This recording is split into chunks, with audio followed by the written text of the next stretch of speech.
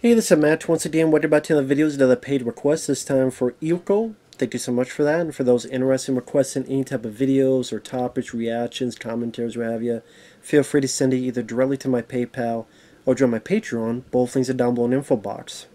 And this is for Dungeons and Dragons Honor Among Thieves that came out this year.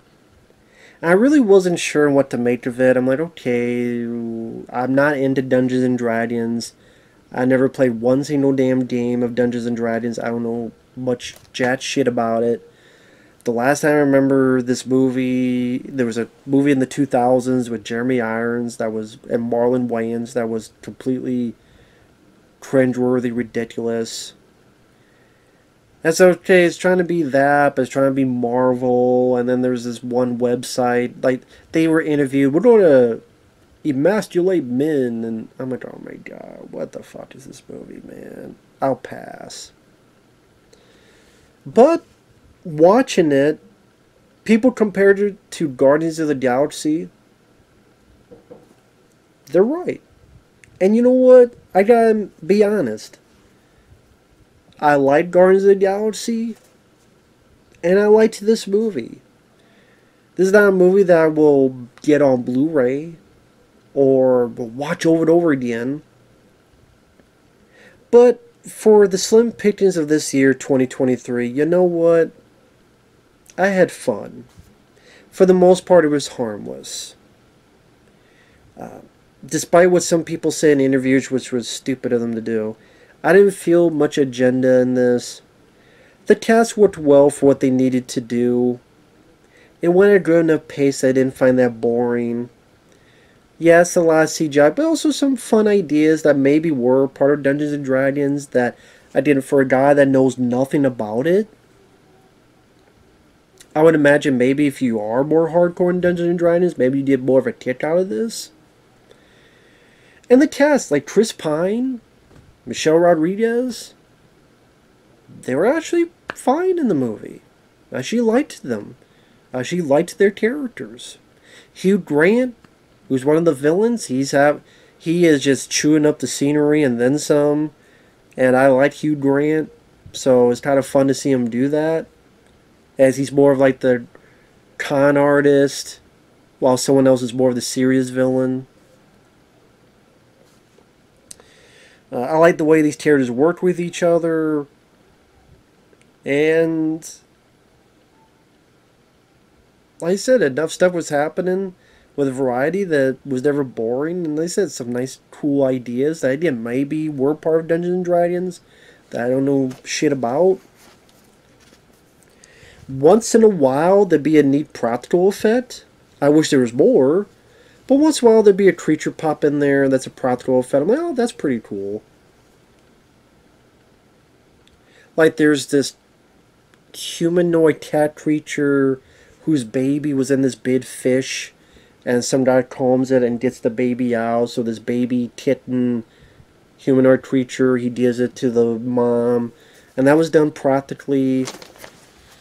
Early on, Chris Pine and Michelle Rodriguez, they're in jail, and they're getting set up for parole, and they're waiting for someone, and it's a bird-like creature that comes in, done practically. I thought that was neat to see amongst the CGI work in the movie. And I would say this, if you like Guardians of the Galaxy, like I do, I think you'll have fun with the movie.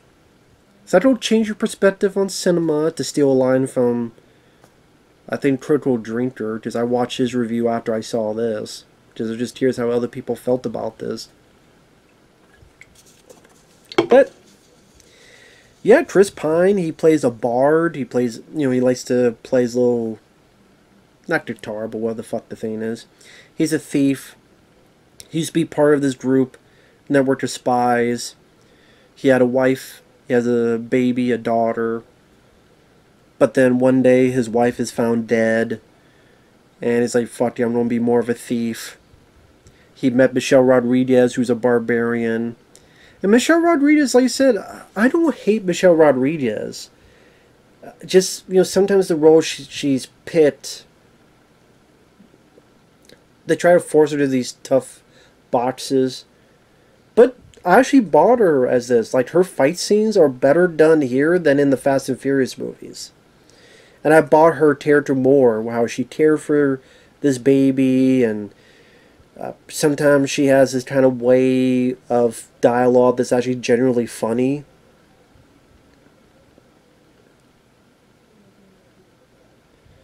I'm trying to think of like one line that really popped out.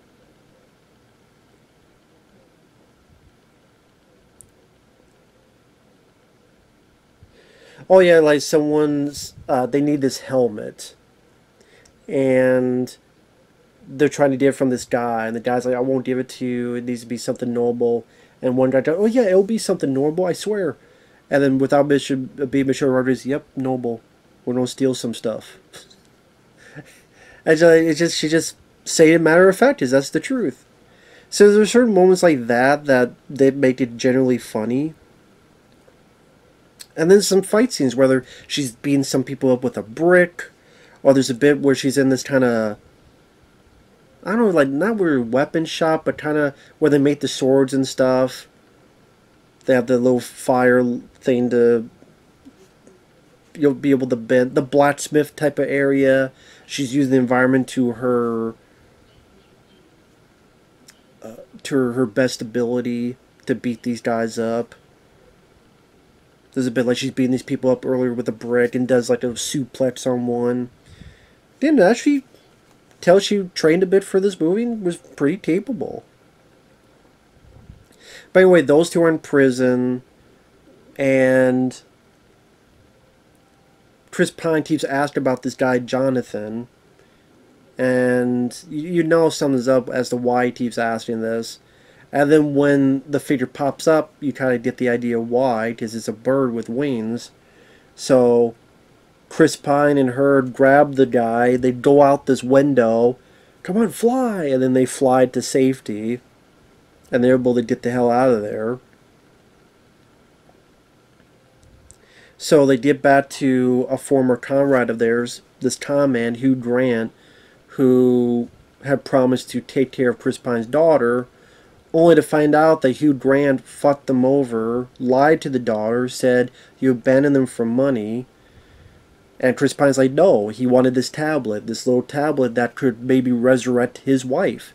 And he didn't tell his daughter because what if it didn't work? I didn't want to get your hopes up. So I really liked Chris Pine. I thought he actually did a capable job. He's much more comfortable here than playing Captain Kirk or something. I really do feel that way. He was actually comfortable in this movie. He didn't feel wooden or nonchalant. Like I said, he worked well. And sometimes Hugh Grant talks a little bit too much, but I know that's part of his character.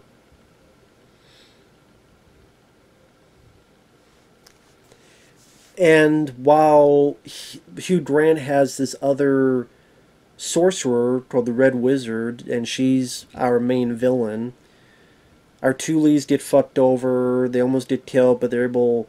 Chris Pine will outwit while Michelle Rodriguez does the physical stuff. They're able to get the fuck out of Dodge, and they realize, you know what, we need a team. So they get this guy, the sorcerer, which I'm not big on the actor. It's Justice Smith. He's been in a few films. He was the nerdy guy in, was it Jurassic Park Fallen Kingdom? Not big on this actor, but I will say the stuff I've seen, he did the best here. And he was manageable to me. He's a guy that's not good with sorcery. But the first time we see him, he's doing these little parlor tricks, but in the back, he's stealing all this money. He just found out, and he's able to get all the people up top and then drop him down so he can escape. They find this druid who could turn into all sorts of animals, including this owl bear. It's kind of a fun design. It looks like a polar bear, but the face of an owl. And yeah, I thought that was a neat design. I don't know if that's part of Dungeons and Dragons or not. I would assume so. But this is what I'm talking about, where Michelle Rodriguez, where this druid, she agrees. I'm not going to do this for the money. And without missing B, Michelle goes, good. So we'll keep your share then. Just the way she said it, so nonchalant, without something about that made me genuinely laugh. So we'll keep your share. I don't know why. I just maybe it's just low expectations. I thought this would all be garbage. I'm like, you know what? This is actually pretty fun. And you know what? Now that I think about it, okay, if I saw this for like $5, sure, I'd pick it up. The more I think about it, you know what?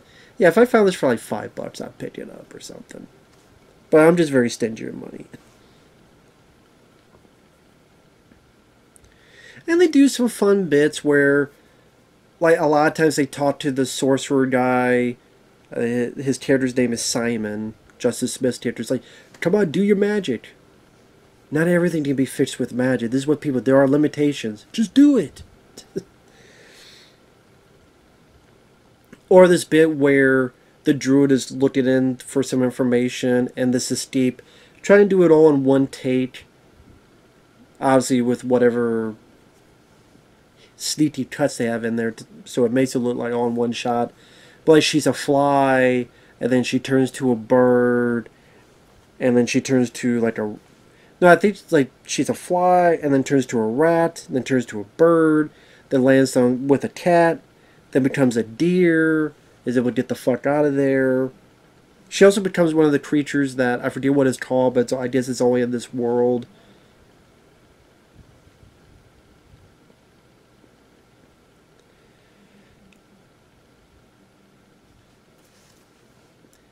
And, I mean, not every piece of humor works, or in every piece of bit. Like, they try to have this bit with Bradley Cooper. Speaking of Guardians of the Galaxy, Bradley Cooper's in it, who is the former husband of Michelle Rodriguez's character. And I like the effects work on that, where he's supposed to be very tiny. He's a halfling, and she's so big. That looked a bit wonky. It looked like their eye line was not really in the best bet. And I don't know, that scene didn't really work for me. I get what they're trying to do. At least they made Michelle Rodriguez more sympathetic, where she's a barbarian, yes, but she's like, hey, I hope you're happy. I had a good one. Like, listen, I hope she makes you happy, because I couldn't. Because I have my issues. Wishing them well. Like, it's a sweet scene for Michelle's character. It's just... I don't know, the whole visual aspect of that just looked wonky to me. Just didn't quite work.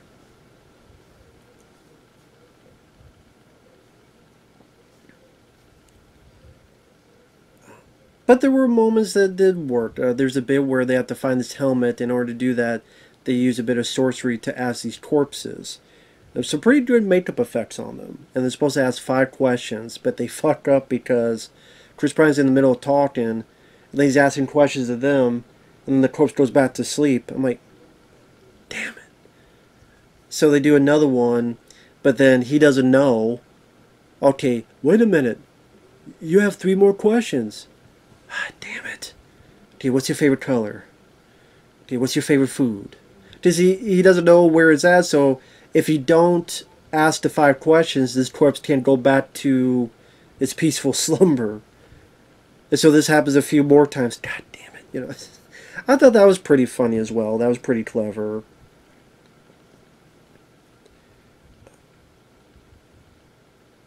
You know what, Michelle Rodriguez? She was kind of like Batista in the first Guardians of the Galaxy. A little bit. Where she would say certain lines in a deadpan fashion that would get a chuckle out of me. Because by the time it got to part 2, Batista's character was a bit more goofier. And I still like Guardians of the Galaxy part 2, but just... The more he was in the first one, that's what I felt like with this, and...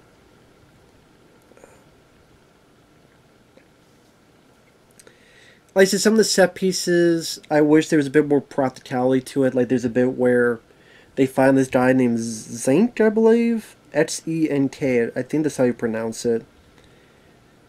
And he tells a bit of his story, and then he gets them to this area where they can get this helmet.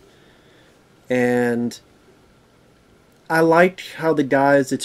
This little bit of Dungeons & Dragons, I do recognize the reference. Where he's like, in order to get through this... You have to do this, you have to do this, 2 steps here, 2 steps there. It sounds like someone trying to make up rules as it goes along, or what you gotta do to roll this dice, all these things you have to take into precaution. As if, you know, someone's like fucking around in the game of Dungeons and Dragons. Maybe that's not what it was a reference to, just remind me of, and then someone accidentally steps on a block and it wipes out the whole bridge anyway, but then they find another way to do it either. The bad guys get there. The Zinc guy knows how to fight. Pretty decent choreography. But they don't stay dead anyway, so it didn't really matter at that point. But then this dragon is like a fat-ass dragon, which I thought was interesting. Not many dragons you find that... Steven Seagal dragon is pretty much what it is. If a dragon was Steven Seagal, that's what this dragon was. Fucking fat-ass. I mean, I wish stuff like that was done a bit more with either practical effects or stop-motion photography or something more to feel like maybe an 80s movie. I think this would have been nice if Your Highness, which I think is an underrated film, that had a lot more practical. There was CGI, but there was like a lot more bits of practical. There's a little bit here, but I wish there was a lot more like Your Highness to make it feel like a movie from the 80s. I think that would have been cool to see. Even old school techniques like stop motion animation. I mean, it's something more akin to that. Would have been nice visually aesthetic to watch to make it a bit more interesting and stick out more, but instead it just becomes, here's a big CGI dragon, CGI stuff. It just... I mean, I don't mind the group of characters we're following. I like this thing. They have a portal where it's like the video game Portal. You have a portal here, you come out over there. It just reminded me of that video game Portal.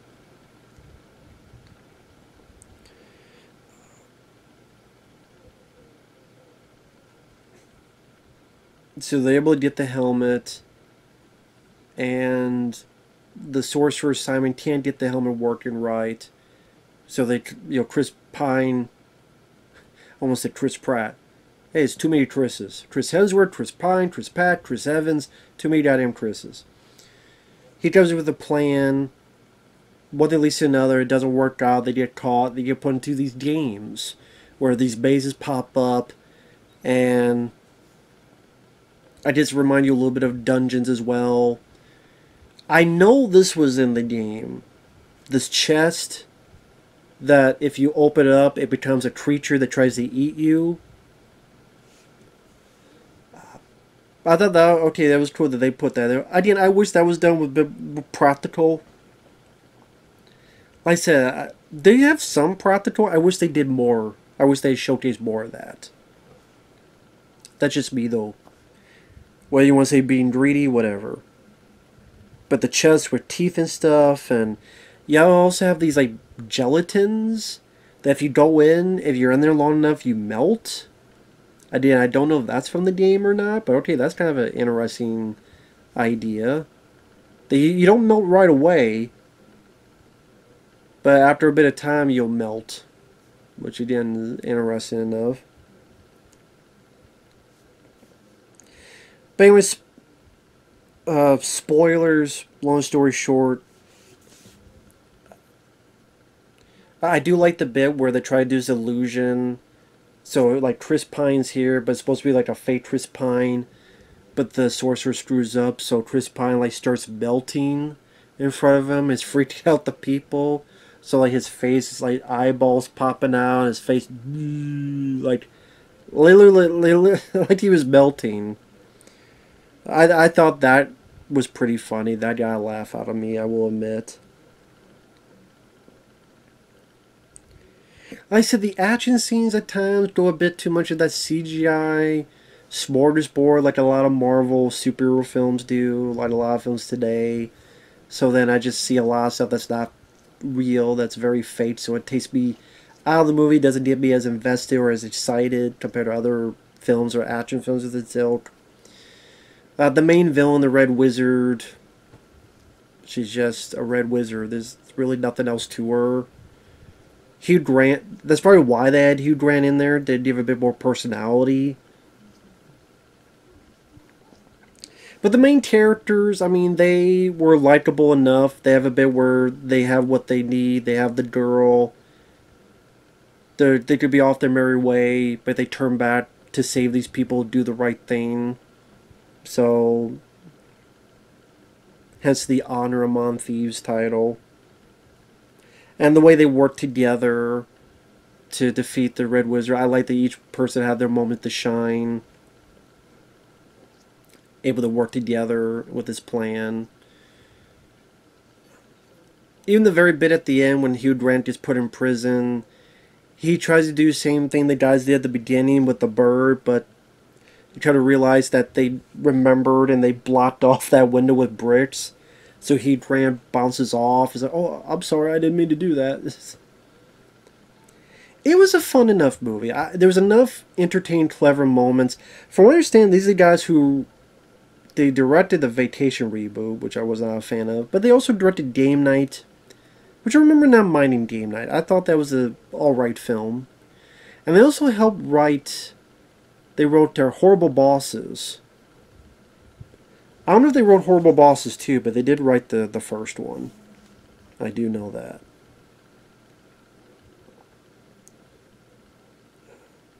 Got all these stupid phone messages. Leave me alone. And you know what? This film, like I said, it was harmless fun. Like I said, sometimes the action scenes devolved into too much CGI territory. It's like, whatever. I wish there was a bit more practicality, some of them. The humor may not be for everybody. They were... Yeah, you say it feels too much like Guardians of the Galaxy, but at the same time, it was endearing, and... I especially thought Chris Pine and... Chris Pine and Michelle Rodriguez, I thought they did a good job with what they needed to do. I'm looking up their other movies that they worked on. Let me see real quick. Sorry about this, folks.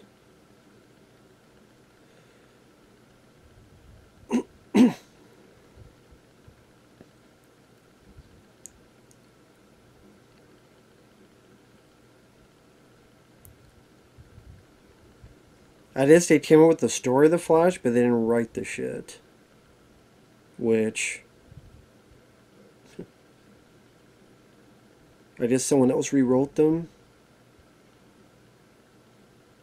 Where is it? Yep. Oh! Of course, the writer of Birds of Prey.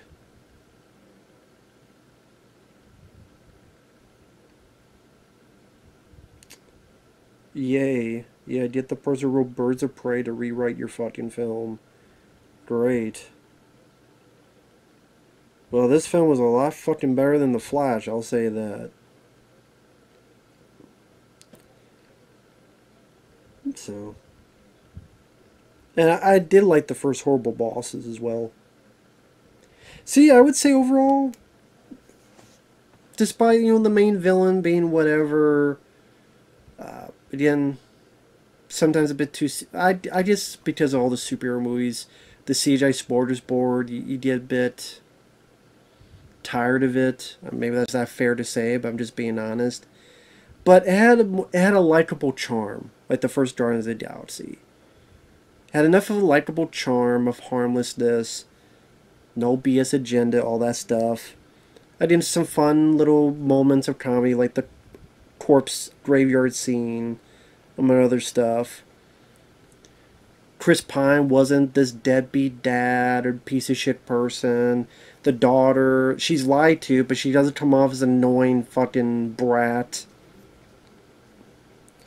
Hugh Grant, it is chewing up the scenery, but he's definitely having fun doing it. So Michelle Rodriguez, I thought, surprised me in the movie. Easily one of her best roles she's had in a long time.